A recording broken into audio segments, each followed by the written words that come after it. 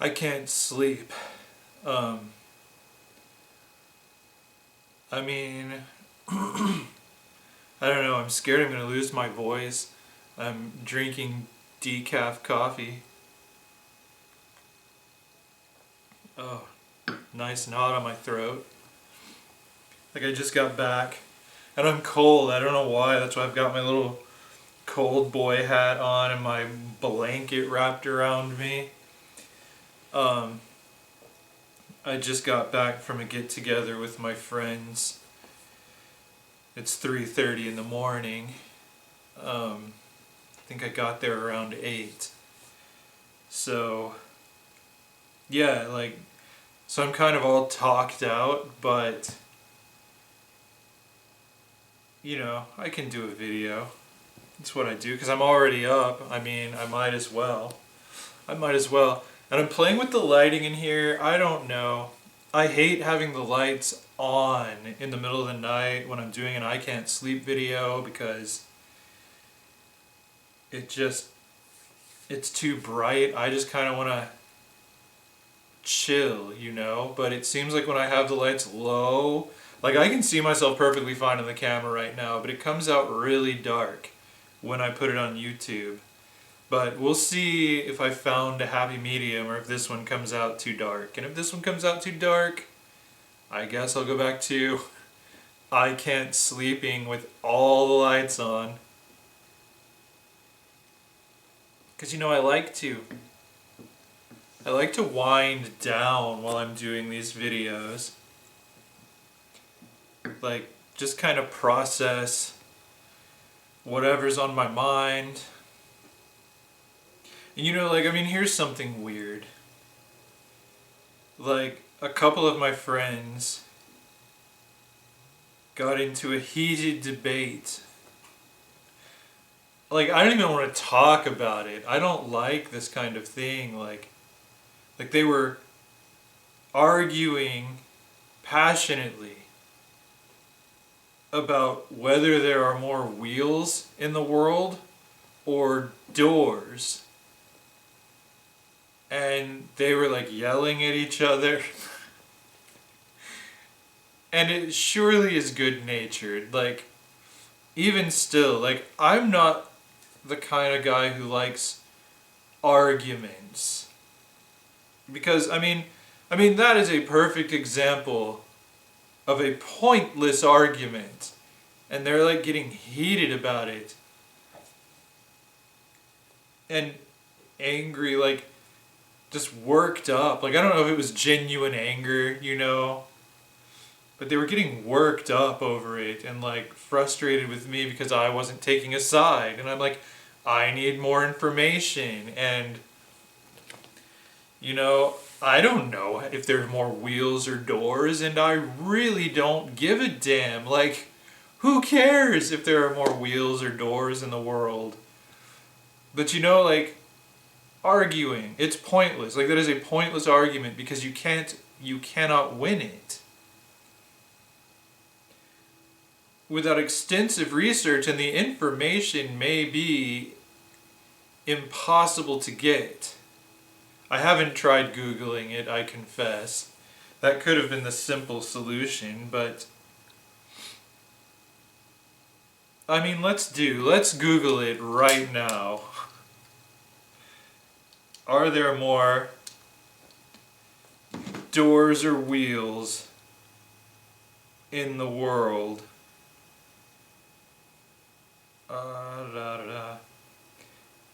Hold on. Are there more doors or wheels in that? I guess a lot of people.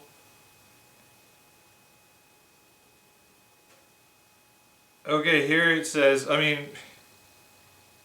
as experts on all things car related, we know a thing or two about wheels, and we're here to prove that yes, there are more wheels than doors in the world. I don't know who the source is on this. GetJerry.com car insurance. Is that really reliable information? An MIT professor Um, okay, see, I didn't realize this had taken the internet by storm. I took 3 months off of life. Um, it's certainly not something to get angry about. Yeah, I think this is just showing that, I don't care. I don't care enough to even dig into that article. Like, I just don't care because how does it affect anything? Who cares if there are more doors or wheels in the world? But, you know me, like, any kind of issue, for the most part, unless there is some critical reason that I need someone to see my side and agree with it, which I can't off the top of my head think of anything. Like, I would argue, well, okay, I'll make my point first. My point is, I prefer an exchange of ideas to an argument. Like, someone thinks there are more wheels, someone thinks there are more doors. Well, let's hear both sides. Like, why do we need to beat each other up? Why do we need to get worked up and upset about this stupid thing? Let's just hear each other out. Like, theological discussions. Like, it's basically the same thing. Like, there's no reason. Like, you can't win a theological argument. Like, you're talking about mythology. You're talking about unprovable things.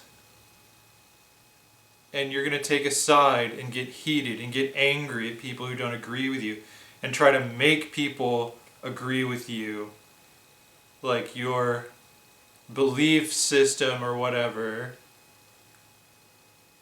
But why? I mean,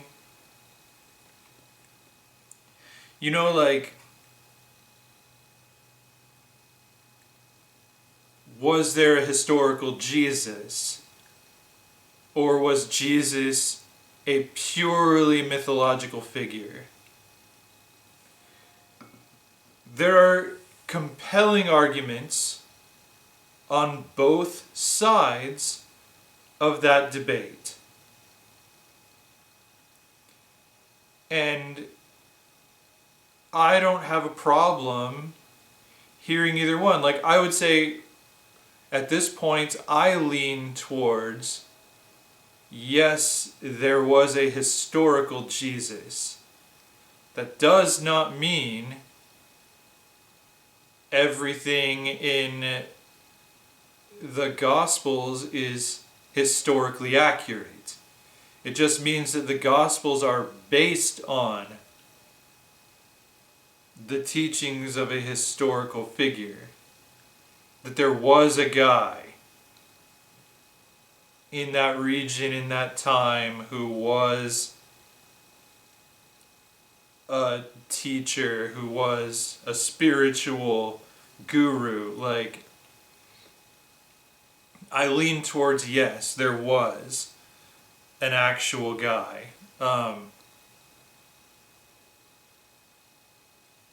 And, I don't think...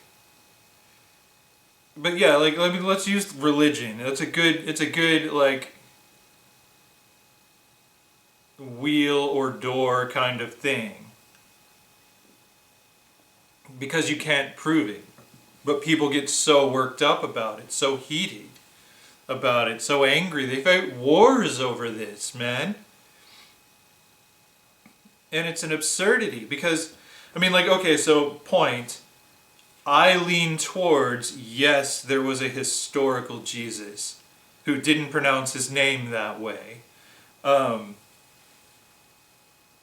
But, I can sit here and tell you why. Like, what makes me think there was probably a historical guy, and I don't need you to agree with me, Like, I'm just telling you what I think and why I think it.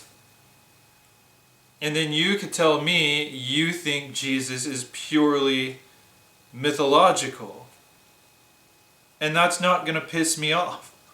Like, that's not going to confront me in the slightest, and I will be interested in hearing why you think what you think.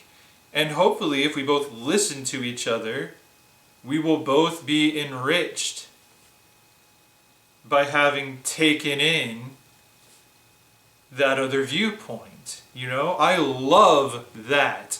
I love an exchange of ideas. I hate arguments. I hate them. They wear me out because I don't care. Like, you know, if I tell somebody here's what I think and why, and they respond by yelling at me as though I'm trying to make them agree with me, it bothers me because I don't care whether or not they agree with me. I really don't. When it comes to unprovable things, just philosophical notions, theological concepts, I mean, mythology, you know, like, oh, who would win in a fight between Superman and He-Man? Like, there is literally no reason to get angry if someone doesn't agree with your pick in that fight. It doesn't matter to the world, but I'd be interested to hear either side if I'm in that conversation, if it's a conversation, if it's an exchange of ideas. So I look at, you know, religious debates very much the same way. Who cares? Like, you know, I don't think the Garden of Eden story is literally true. I don't think most of the stories in the book of Genesis are literally true. I think they are mythology. They're stories that illustrate a point. They're food for thought, you know?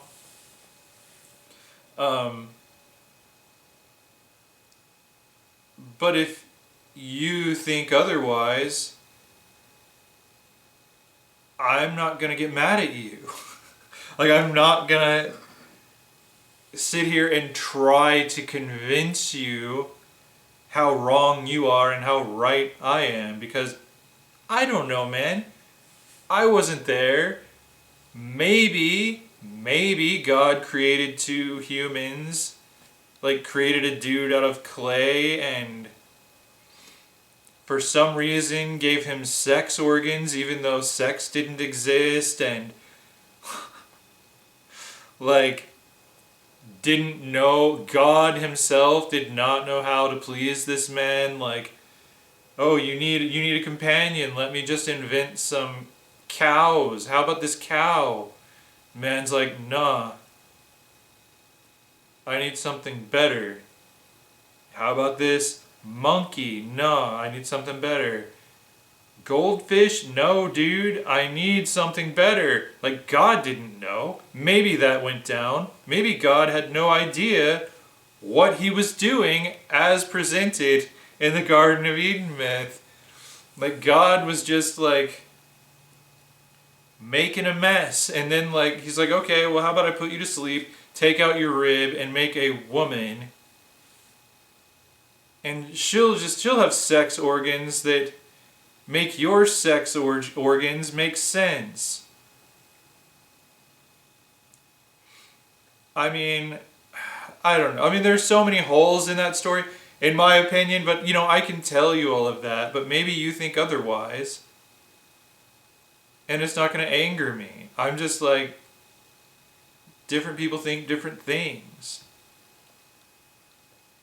Like, I don't think the Moses story happened. historically. I think it's mythology, and it's, food for thought. Religion is a language for discussing the great mystery. Religion is a language for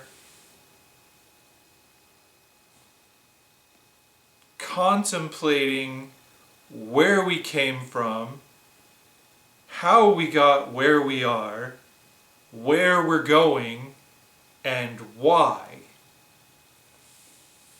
And I think, I was raised in the Christian faith, in the Methodist Church. So that is my language for discussing these things. It's like you want to talk about the highest self, the supreme being, the highest consciousness. Our word for that is God. Christianity gets into the Trinity, the Father, Son, and Holy Spirit, the triune God, 3 in 1. All that is a language for discussing these concepts that are beyond our knowing. That's where religion gets tripped up, man, because the reality is we don't know. But we've got these stories and these ideas, and they're in this family of such stories and ideas, this mythology, and we transmit these spiritual philosophies and such down through the generations through these stories and teachings and these symbols and images and these characters who some of them are clearly historical, some of them, in my opinion, are clearly pure myth, and some of them are mythologized historical figures. It's a mix, and we don't know, we weren't there. You can't prove whether some of these things happened or not. Some of these things I feel science can prove that they did not happen, like the global flood. But it's in our language. If you're raised in any Christian tradition, probably. I mean, there are a lot of varieties of Christian traditions, but most Christian religious denominations, and most of what's taught scripturally to Christians is taught in the Jewish faith as well, like Moses, the Pentateuch, the Garden of Eden. And I love the book of Genesis just from it's a fantastic multi-generational epic. And I've talked about this before.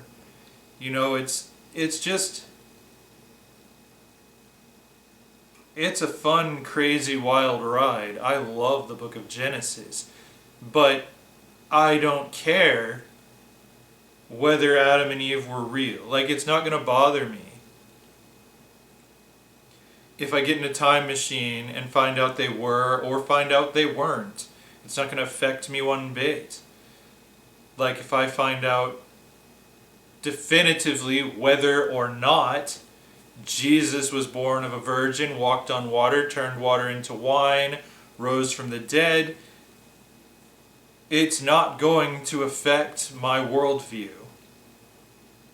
Because to me, it doesn't matter. And I don't think it matters what religion you are a part of, what religious language you use to discuss the great mystery, to ponder the great mystery.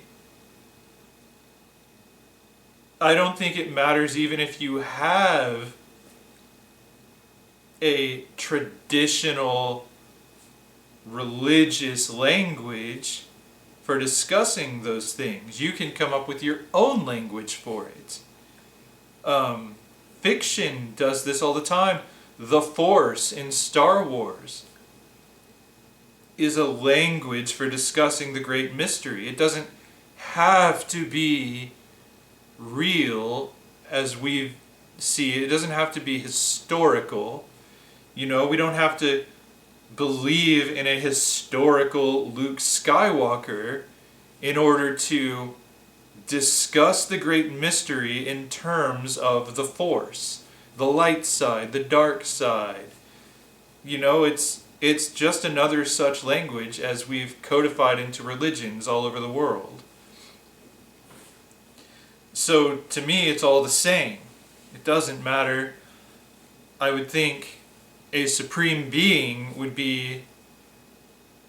I could go off, man, just on how odd it is to think that a supreme being, an omnipresent, omnipotent being,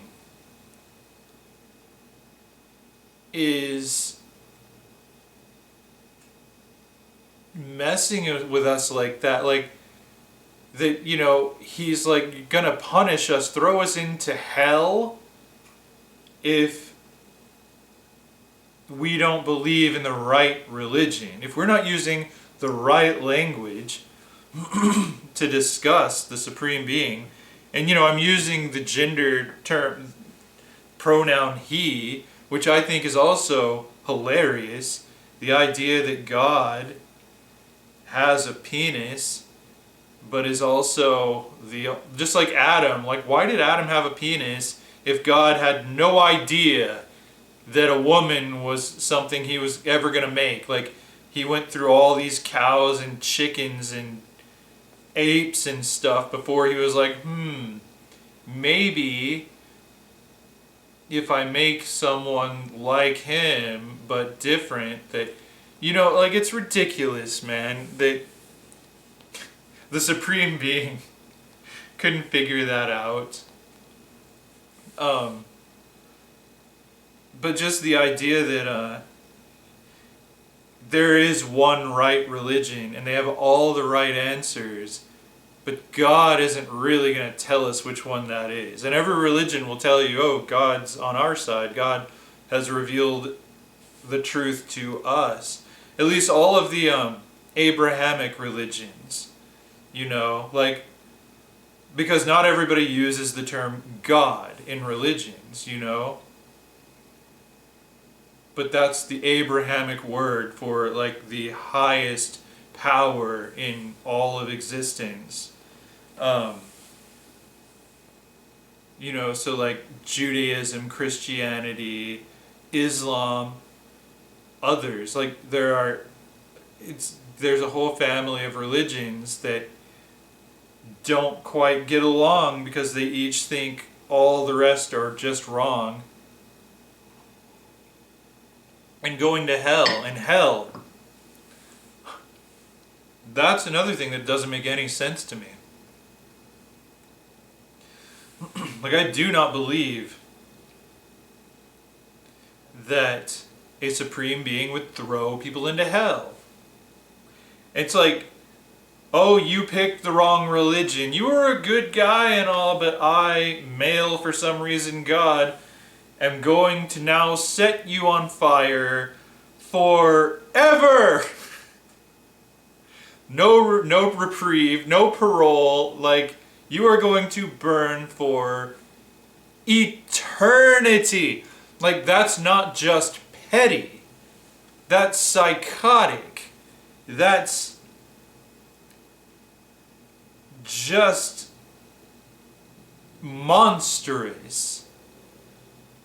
So to me, no, I don't think God, or whatever you call the supreme being,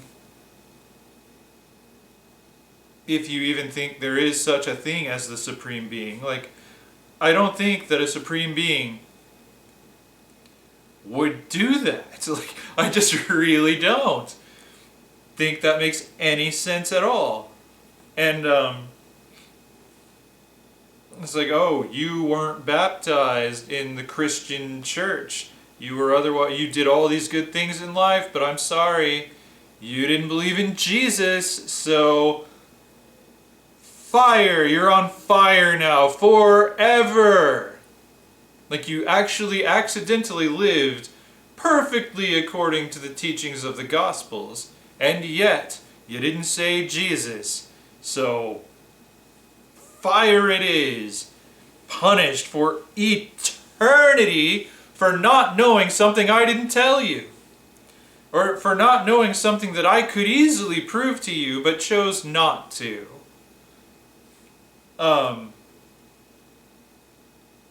That's just toying with people. That's pulling wings and legs off of insects for your own amusement is what that is to me. So no, I think, like if I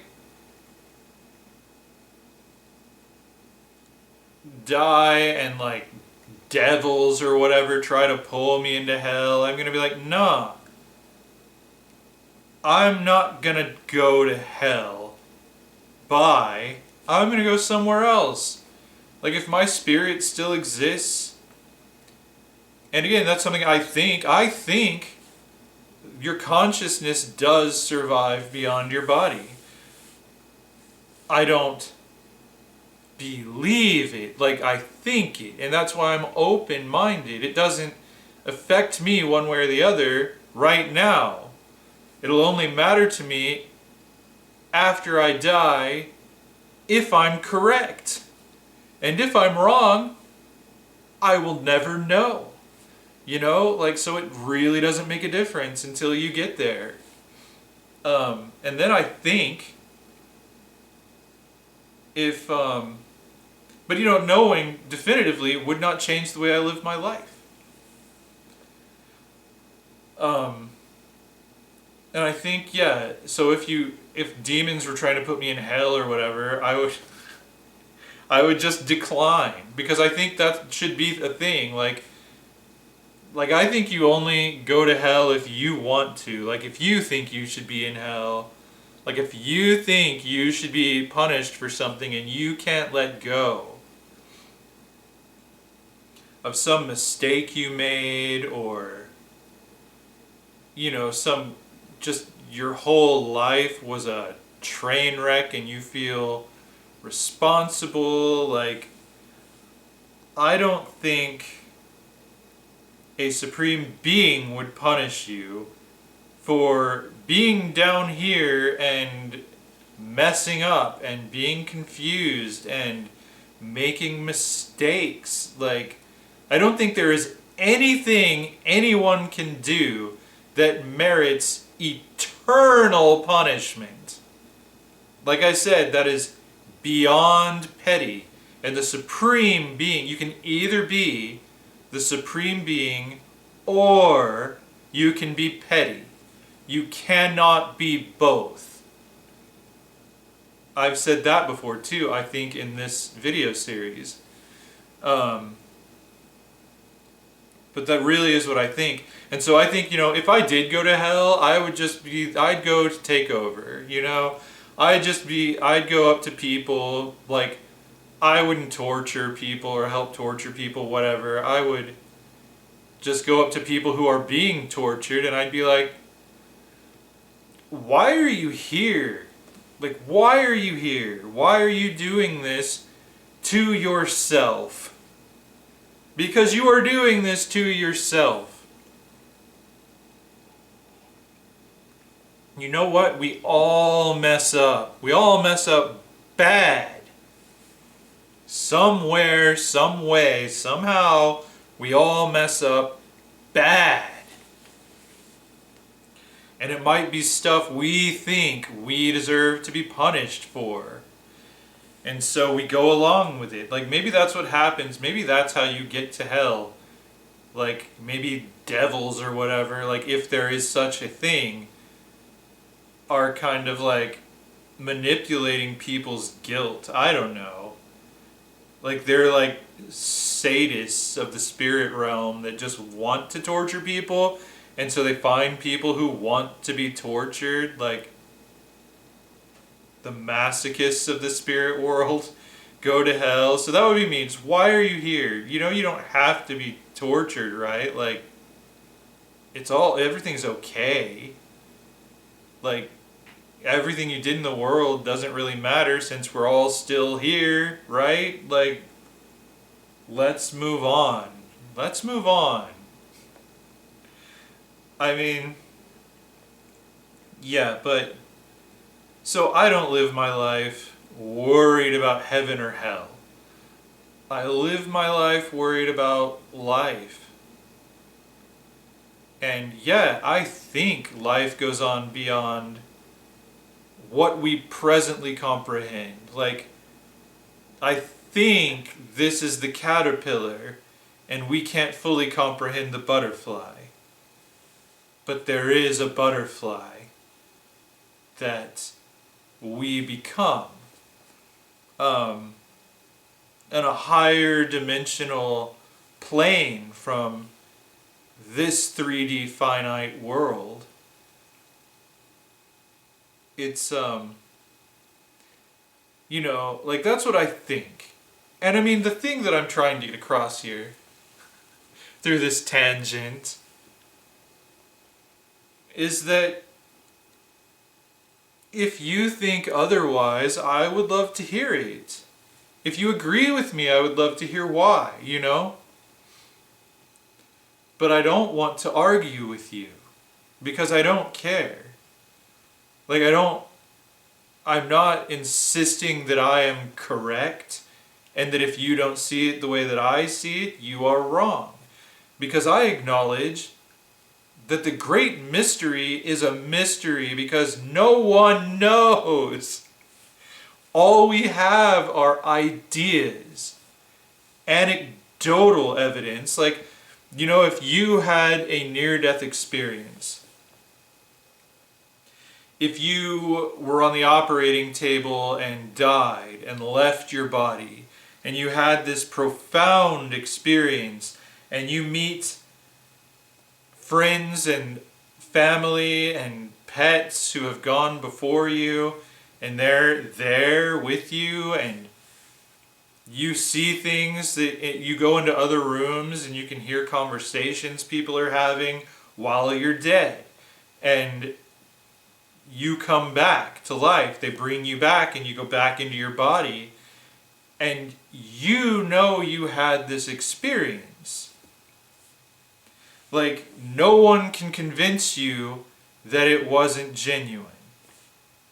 Like, it was a life-changing experience. Like, you know, you received life-altering insights from this out-of-body experience, this near-death experience. And the thing is, no matter how much you know that happened to you, and no matter how much you are convinced that was real, you can't prove that it happened. Not really. Like, you can't convince the world that because you had an out-of-body experiences are valid. It's anecdotal. That doesn't mean it didn't happen. It means you cannot make another person believe that it happened just by telling them that you witnessed it. You know? So, like, I think if you get mad at people, like if you're in an argument about it and fighting mad, it's like someone's like, no, there is no afterlife, and someone's like, no, there is an afterlife, I've seen it, I've been there. Neither side has tangible evidence, empirical evidence. It's kind of like we all have to go with our own experience and our own thinking, our own ideas. It is a mystery. We do not have empirical evidence one way or the other about what it's like beyond the life that we know and can comprehend. So why argue about it is what I'm saying. Why not just exchange ideas? I think this, here is why. What do you think and why? About any given thing. Like, I will make, I think, there are things that merit a legitimate argument.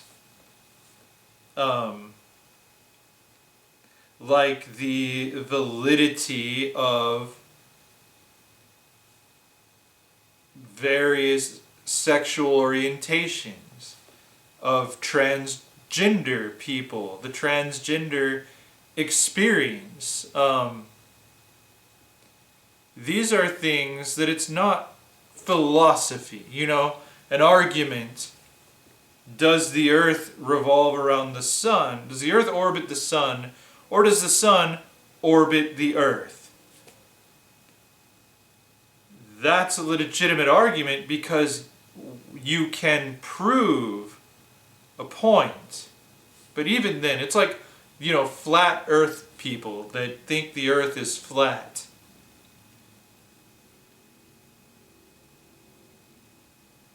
The science proves them wrong.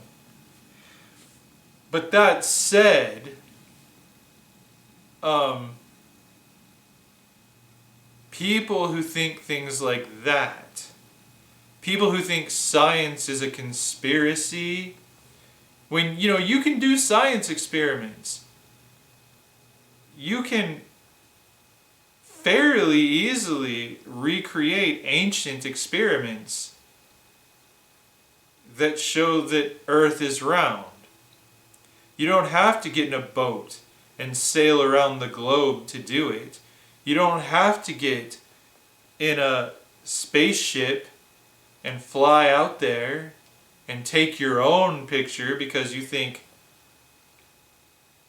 every picture NASA has of planet Earth is a hoax. Like, there are ways to do it if you do it, like...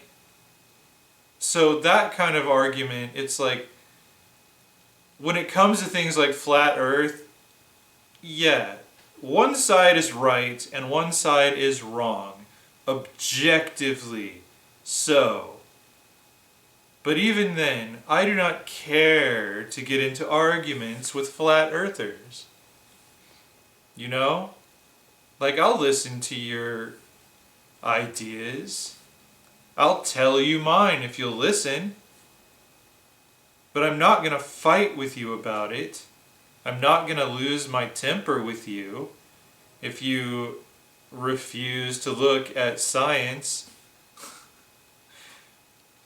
But when it comes to, like, hurting people,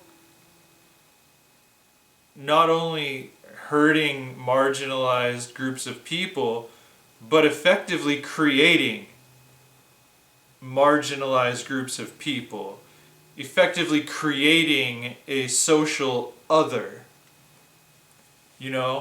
like based on the color of someone's skin, or someone's sexual orientation, or gender identity,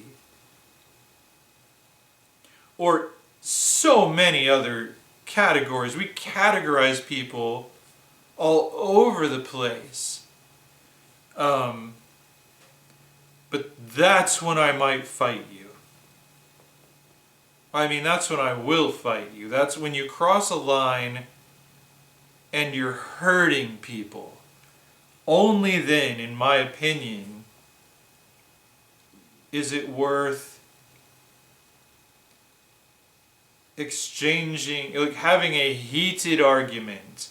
And even then, it's like, try to keep your cool, try to keep a level head.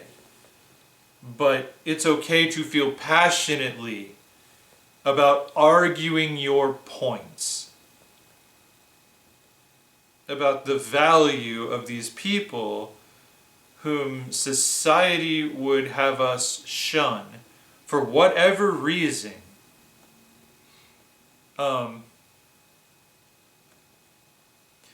will do that. Like on Facebook. Like I see all manner of stupid memes, but I don't engage, I just do not engage. But when they cross the line with me, it's like when a Christian says something horrible about transgender people. And I know that the transgender suicide rate is very high. Hate crimes against transgender people are high. It's you saying stuff like making transgender people out to be a threat, or making transgender people out to be just perverts or whatever. You are actively hurting people. Not just because you're permissive of hate crimes. It's like you're fueling the fire. If people are like, well, God hates the transes, therefore God wants us to hurt the transes. No, you're hurting people. And not only that, but you're hurting people you don't know who's transgender. I found out recently that a longtime friend of mine is transgender and has been all this time. We don't know. We don't always know who the transgender people are among us. So you don't know who's reading your hateful memes. You don't know who you are hurting. You don't know who's a transgender person, who's a gay person, a bisexual person. You don't know. And these are groups that have a high suicide rate. You are pushing people towards suicide. You and your pro-life memes, you're pushing people to suicide. So that's where you cross a line, and I will say something. Because my feeling is that if you're putting something out there publicly that marginalized people might see and be wounded by to the point of hurting themselves, or that you might be instigating violence against these people unwittingly, then I need to balance that by letting the same people see someone arguing with you and saying these people are people. They matter just as much as you and I do.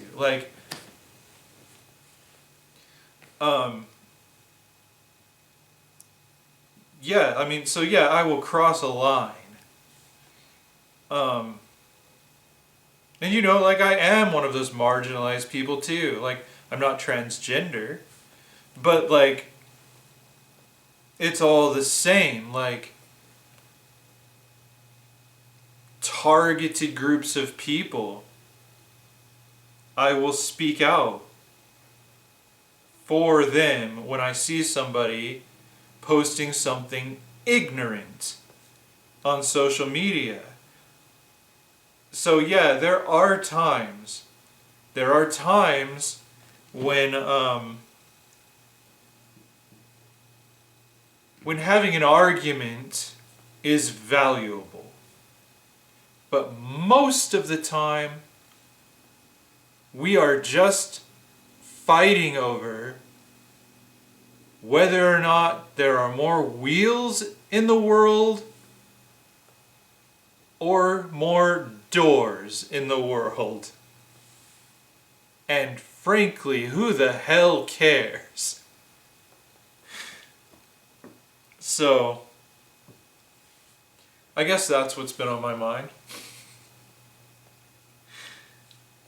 I don't think I really have much else to say on the matter. I've said my piece. I mean, I would like to ramble on for hours and hours, but I feel like that's probably a good place to leave this video. Like, if you're gonna fight for something that matters. If you're gonna argue for something that, you know, actually affects people's lives.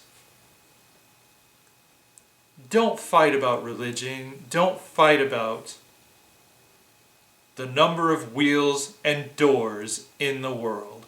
Don't fight about things that the answer doesn't matter. Don't fight about things that cannot be known. But ponder the mystery. Exchange ideas.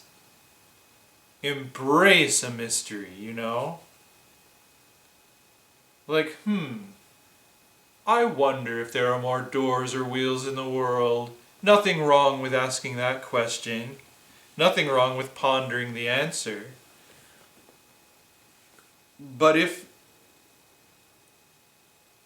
you don't have the answer, be okay with that. If the answer cannot be known, that doesn't mean you can't ponder the great mystery. It just means own that you don't know. And be okay with other people having different ideas than yours.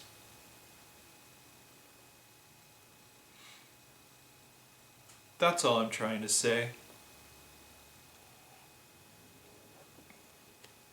So, if you like this video, if you want to hear me ramble when I can't sleep on the regular, feel free to subscribe to my channel. If you enjoyed this particular rant, give it a thumbs up. And yeah, I guess it's late o'clock. It's time for me to have another attempt at sleep.